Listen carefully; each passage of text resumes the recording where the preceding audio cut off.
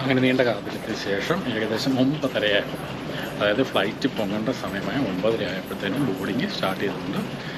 അപ്പം നമ്മളിതാ ഫ്ലൈറ്റിലേക്ക് രണ്ടാമത്തെ ഫ്ലൈറ്റിലേക്ക് നടന്നുകൊണ്ടിരിക്കുന്നത്. ഇവിടെയൊക്കെ സംഭവം പോകാം.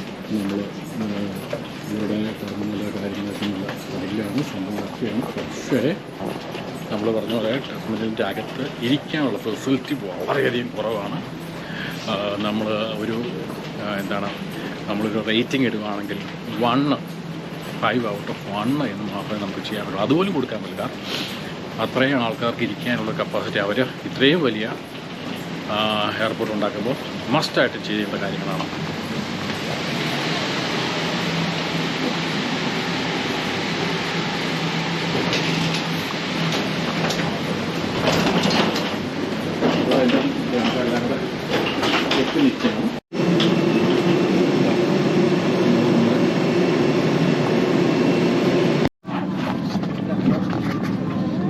നമ്മൾ ഇങ്ങോട്ടൊന്നും നമ്മുടെ സീറ്റ് 4D ആയിരുന്നു. ഇപ്രാവശ്യം നമുക്ക് 39C ആണ്.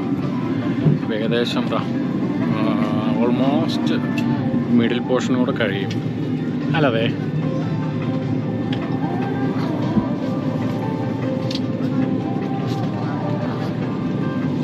ഇനി അതോടൊപ്പം മറ്റൊരു കാര്യം കൂടെ പറയാം കേട്ടോ.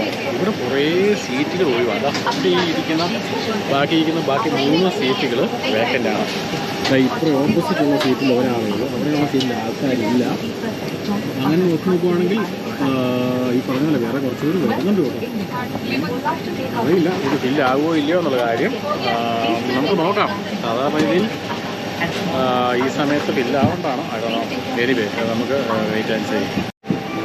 അപ്പോൾ ഇവിടെയും ഈ ഒരു ഫ്ലൈറ്റിൽ ഒരു വ്യത്യാസം വെച്ചാൽ ഞാൻ ഇതുവരെയും ഒരു ഫ്ലൈറ്റിൻ്റെ ലാസ്റ്റത്തെ സീറ്റ് ഇരുന്ന് പോയിട്ടില്ല. എൻ്റെ ജീവിതത്തിൽ ആദ്യമായിട്ടാണ് ഇങ്ങനെയൊരു സംഭവം നടക്കുന്നത്. ഫ്ലൈറ്റിൻ്റെ ലാസ്റ്റ് ശേഷം ഇവിടെ കാണുന്ന ലാസ്റ്റത്തെ ഡോറാണ്. ഈ ഡോറിനോട് ചേർന്ന് നമ്മൾ ബസ്സിലൊക്കെ ഇരിക്കുമ്പോൾ KSRTC ബസ്സിലൊക്കെ ലാസ്റ്റ് ഡോറിനോട് ചേർന്ന് സീറ്റിനോട് ചേർന്നിരിക്കാൻ പറയുന്ന പോലുള്ള ഒരു അവസ്ഥയാണ്. വേറെ കാര്യമുണ്ട്. എയർപോർട്ട്സുമായി ഇവിടെ തൊട്ടടുത്തുള്ള നമുക്ക് അല്പം വെള്ളം വേണം, കാര്യങ്ങളൊക്കെ വേണമെന്ന് പറഞ്ഞാൽ പെട്ടെന്ന് ചോദിക്കാം. അത് പെട്ടെന്ന് കിട്ടുകയും ചെയ്യും. എന്നാലും എനിക്ക് ദാഹിക്കുന്നുണ്ട്. ഞാൻ അല്പം വെള്ളം ചോദിക്കാം.